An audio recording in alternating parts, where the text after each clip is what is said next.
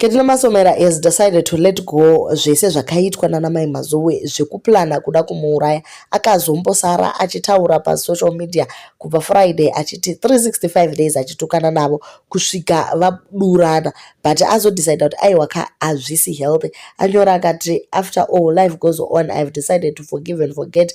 Ndaida kuuraiswa asi Mwari akaramba. Ndasarudza kuvaregerera vese vari vatatu. Hapana hapo mutsvene asikaneniwo ndiri mutadzi, kutonga ndekwaMwari. Ndakavatsamwira vese zvavo, asi ndasarudza hangu kuregerera nepeace. Uchanzwa rimwe richiti abhadharwa. Ndangoona ndega kuti vanhu vakupinda mudepression, so says fire, life goes on.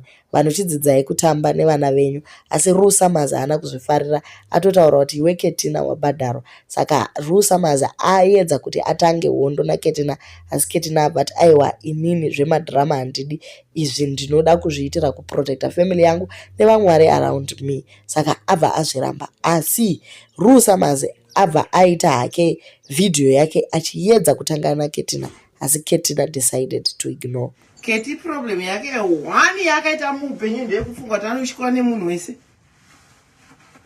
Ketty problem yake one yakaita ndeyekufunga kuti anoshikwa nemunhu wese nyika ineyi.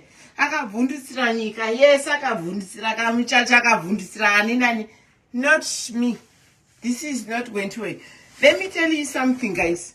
Don't come to me and threaten me about Ketty. Hautyise zvekudaro wangu. Ndoda kungoti vanhu vese vazive kuti hautyisi zvekudaro wangu.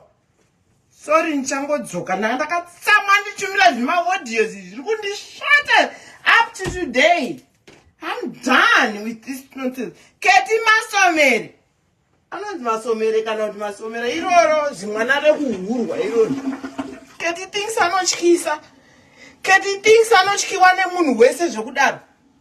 Tirikuita Ketty unofunga totyisa zvekunditumira zvimaaudio zvekundida kundi. Ketty, come here and watch me and see me today. I'm dealing with you, my guy. Unojairira wakajairira nakamuchacha nanitumbu. Kati wakajairira kutyisidzira tusina basa uku. Come here, let's talk. Ketty anofunga kuti anotyisa, guys. Ketty anotofunga kuti anotyisa zvekudaro.